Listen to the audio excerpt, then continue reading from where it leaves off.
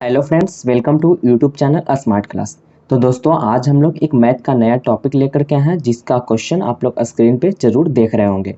इसके पहले Pythagoras theorem और पाइथागोरस थ्योरम का विलोम इस चैनल पे अपलोड है, आप लोग उसको भी जरूर देख लीजिएगा। तो आज हम लोग थेल्स प्रमेय को जानेंगे और थेल्स थ्योरम कैसे सिद्ध होता है इसको हम लोग जानेंगे। और ये जो क्वेश्चन है, हमेशा थ्योरम का कोई भी क्वेश्चन रहेगा वो हमेशा 5 मार्क्स में क्वेश्चन आता है, तो बोर्ड एग्जाम की दृष्टि से बहुत ही इंपॉर्टेंट होता है।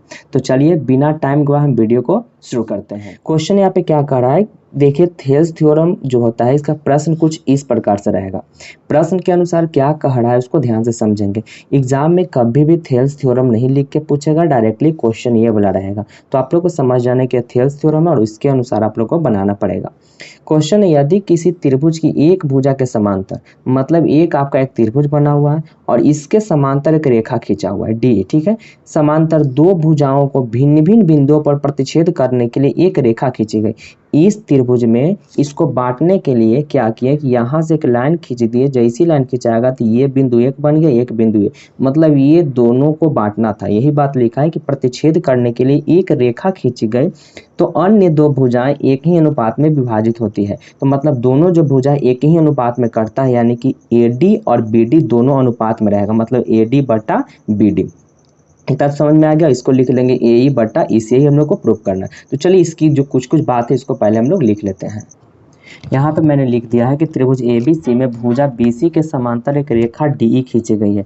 मतलब त्रिभुज एक आपका ABC था, ABC में जो भुजा BC है, ये वाला जो भुजा है इसके समांतर एक DE रेखा खींची गई है। क्योंकि प्रश्न में बोला गया है, इसी वजह से यहाँ पे लिख दिए कि दिया गया है, इस बात को लिख दिए। यानी कि यहाँ पे हम बता भी दिए हैं कि इस लिखने का मतलब क्या हो गया कि BC जो है वो DE की क्या है, परपेंडिकुलर है, सॉरी समांतर है, ठीक है ना, क्या है, एक दूसरे के समांतर है। तो यहाँ पर लिख दिए कि BE समांतर DE। इतना तो आप लोग को समझ में आ गया होगा। तो सिद्ध क्या करना है, सिद्ध हम लोग को करना है कि AD बटा BD इक्वल टू AE बटा EC।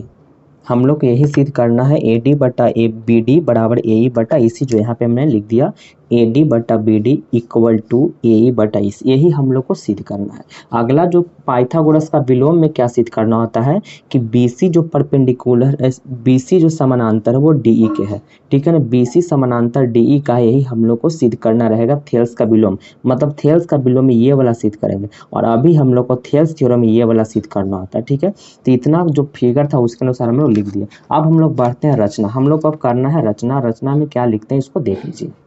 रचना में इतना हमने पहले जो रचना किया हुआ था इसको लिख लिए कि DM जो है वो AC पर क्या है, DM जो है वो AE पर क्या है, परपेंडिकुलर, यानी कि इस पे देखिए जो DM है इस पे लंब है, इस पे लंब है ना, तो लंब AE पे है तो यही लिख दिए। और EN जो है, EN जो लंब है वो AD पर लंब है, तो इतना बात हम लोग लिख दिए। अब क्या करना है, B से C को मिलाना है और C से D को मिलाना है। मैंने यहाँ पे एक अलग से रचना क्या किया था कि B से E को मिलाया था और C से D को मिलाया था। तो इसी बात को मैंने यहाँ पे लिख दिया कि C से D को मिलाया तथा B को E से मिलाया। मतलब रचना में आप लोग को इतना ही बात लिखना है, ज़्यादा कुछ नहीं करना, ठीक है। इतना तक तो आप लोग बिल्कुल अच्छे तरीक़ा से समझ गए होंगे। अब यहाँ पे हम लोग चलते हैं, अपना जो काम है सिद्ध करने वाला यहाँ से काम होगा, क्योंकि फिगर के अनुसार इतना जो हम किए, जो दिया हुआ था, जो सिद्ध करना था वो हम लोग बिल्कुल सही तरीके से सीख गए। अगर फ्रेंड्स वीडियो अगर आप लोग को अच्छी लगती होगी तो प्लीज़ वीडियो को लाइक ज़रूर कर दीजिएगा और चैनल पे पहली बार आए होंगे तो इसको सब्सक्राइब भी ज़रूर कर लीजिएगा। और कैसा आप लोग को ये वीडियो लगा, अपनी राय मुझे कमेंट बॉक्स में कमेंट करके भी ज़रूर बताइएगा। तो चलिए अब हम लोग आगे बढ़ते हैं। अब क्या करना है यहाँ पे आप लोग को क्या करना है, देखिए इस फिगर को ध्यान से समझिएगा। फिगर को क्या समझना है कि सबसे पहले हम लोग चलेंगे ADE में, समझते रहेगा। ADE में मतलब ADE जो है दो बार काम करना हम लोग को, तो दोनों में ADE को लेना है। मतलब ADE और एक बार इस तरफ वाला में चलेंगे, ठीक है, BDE, ADE और ED, सॉरी गड़बड़ का हो गया, नहीं ठीक तो है, ADE और BDE। मतलब कैसे कैसे चलना है, ADE पहले ये वाला ले लेना है, फिर BDE ये वाला, मतलब ये एक साथ काम करेंगे। फिर अगला बार क्या करेंगे, ADE और फिर CDE, यही हम लोग को काम करना है। समझ में आ गया। तो चलिए इसको लिखते हैं। यहाँ पे लिख दिए ADE एवं त्रिभुज BD में, मतलब ADE में चलेंगे और BD में चलेंगे। तो पहले आप ADE का क्षेत्रफल लिख लीजिए, ठीक है। उसके बाद आपको BDE का क्षेत्रफल लिखना, मतलब क्या लिखेंगे कि त्रिभुज ADE का क्षेत्रफल, त्रिभुज ADE का क्षेत्रफल, और फिर क्या करना, बटा करना है, क्योंकि उनको अनुपात में सिद्ध करना, बटा में सिद्ध करना। तो आप लोग के यहाँ पे भी क्या दे देना है, बटा दे देना है, और त्रिभुज लिख देना BDE का क्षेत्रफल इतना। तो अच्छा BD नहीं दिखाई दे रहा, BDE का क्षेत्रफल इतना तो आप लोग जरूर लिख लोगे। चलिए अब हम लोग आगे बढ़ते हैं। अब यहाँ से क्या करना है, AD का क्षेत्रफल मतलब त्रिभुज का क्षेत्रफल 1/2 इंटू बेस इंटू हाइट, मतलब 1/2 गुना आधार गुना ऊंचाई होता है। तो देखिए सब आप लोग को एकदम शॉर्ट ट्रिक बता दे, तो उससे आप लोग ध्यान से समझ लीजिएगा, ठीक है, कैसे बनाना है। सबसे पहले देखिएगा कि AD का क्षेत्रफल और BD का लिखे तो 1/2 इसमें भी लिखना है और 1/2 आप लोग को इसमें भी, क्योंकि इसका भी क्षेत्रफल चलेंगे तो 1/2 ही होगा, दोनों में लिख देना आप लोग को, ठीक है। अब देखिए हम लोग को यही तो सिद्ध करना है, तो जब पहिलका में काम करेंगे तो ये वाला बात को लिख देना है, मतलब AD को इसमें लिख देना है और BD को इसमें लिख देना है, ठीक है। ऐसे आप लोग को करना है, फिर गुना यहाँ पे कर देंगे।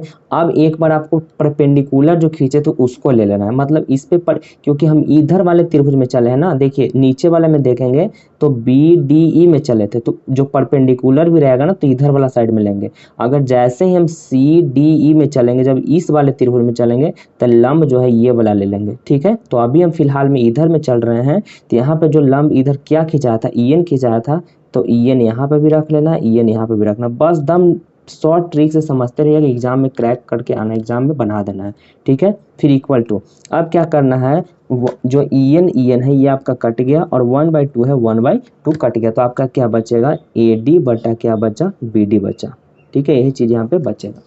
त्रिभुज में भी चलेंगे, फिगर से भी चलेंगे, तो यही आपका आने वाला है, ठीक है। अब हम लोग चलते हैं त्रिभुज, फिर ले लेंगे ADE का क्षेत्रफल। अब ADE का लेकर के फिर CD लेना पड़ेगा, ठीक है। अब BD नहीं लेंगे, अब CD, ठीक है। AD का एवं त्रिभुज CD से, जब इसमें कि हम बोले थे शुरू में कि AD जो है दोनों में लेकर चलना, तो ये तो बात आपको ले लेना है। और उसमें हम इस तरफ से चले थे, तो अब की जो चलेगा इस तरफ से चलेगा, ठीक है। तो ADE का क्षेत्रफल फिर लिख देते हैं, त्रिभुज ADE का क्षेत्रफल, ठीक है, और बटा त्रिभुज CDE का क्षेत्रफल, CDE का क्षेत्रफल इतना तो आप लोग जरूर ही कर लेंगे। उसके बाद आपको इसके लिए फार्मूला पहले लगाएंगे, तो 1/2 गुना आधार गुना ऊंचाई ये भी हो जाएगा, और इसमें चलेंगे तो 1/2 आधार गुना ऊंचाई, इसका मतलब 1/2 दोनों में रहेगा। अब आप लोग को क्या करना है, इसमें से हम लोग AD बटा BD ले लिए थे, तो अब AE बटा EC को लेना, एकदम ईजी से समझ लीजिए, ठीक है, एकदम ईजी समझिए। AE बटा EC ले लेना है, इतना तो आप लोग को जरूर ले लेना है। फिर क्या करेंगे, गुना आप लोग को कर देना है। इसमें देखिए इस तरफ चले थे तो हम परपेंडिकुलर EN लिए थे, लेकिन हम नीचे वाले त्रिभुज से देख रहे हैं तो अब इधर साइड में चल रहे हैं, तो परपेंडिकुलर को DM को लेना पड़ेगा, ठीक है। तो DM अगर यहाँ पे लिखेंगे तो DM आपको नीचे भी लिख लेना है। और यहाँ जो बात है, यहाँ पे भी देखिए सब कट रहे हैं, ये भी कट गया और DM से DM भी कट गया, तो आपका क्या बच गया, 1/4 जो बचा AE बटा EC, ठीक है, AE बटा EC बच गया।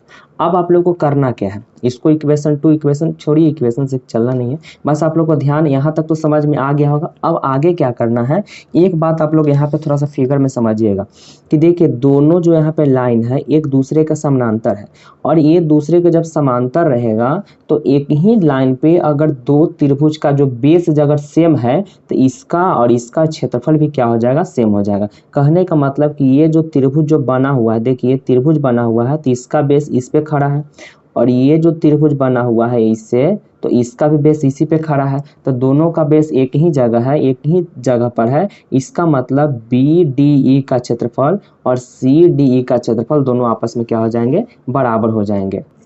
बराबर जब हो जाएंगे तो यहाँ पे लिख दिए BD का क्षेत्रफल बराबर CD का क्षेत्रफल, कुछ इस प्रकार से हो जाएगा। इसका मतलब BD का जब क्षेत्रफल है और CD का क्षेत्रफल दोनों आपस में क्या हो जाएंगे, बराबर। तो देखिए ना आपका ADE और ADE तो दोनों मिल ही रहा है, तो इसका मतलब इसका वैल्यू खत्म यहाँ पे हो गया, तो बचा BD का क्षेत्रफल, तो BD का क्षेत्रफल ही तो ये बचा और CD का क्षेत्रफल ये वाला बचा। इसका मतलब दोनों यहाँ पे लिख देंगे कि BD के लिए क्या लिखेंगे, AD बटा BD, और CDE के लिए क्या लिखेंगे, AE बटा EC। यही आप लोग को मेरे मित्र आपका यहाँ पे क्या हो जाता है, सिद्ध हो जाता है। बताइए कितना इजी वे था, बहुत ही इजी था, और कोशिश की है कि आप लोग को समझ में आए, ठीक है ना, बहुत ही अच्छा से यहाँ पे समझाने की कोशिश की है। तो बस आज के लिए इतना ही। अब वीडियो कैसी लगी अपनी राय मुझे कमेंट बॉक्स में कमेंट करके ज़रूर बताइएगा, और चैनल पे पहली बार आए होंगे तो इसको सब्सक्राइब भी ज़रूर कर लीजिएगा। अब हम लोग अगले वीडियो में थेल्स जो प्रमेय अभी लिखे हैं, तो अगला बार थेल्स प्रमेय का विलोम लेकर के आएंगे, क्योंकि अभी आपका लगातार वीडियो अपलोड सिर्फ और सिर्फ थ्योरम का ही हो रहा है। तो चलिए बस आज के लिए अब इतना ही रहने देते हैं, हम लोग मिलते हैं अब अगले क्लास में। तब तक के लिए दोस्तों bye bye and take care.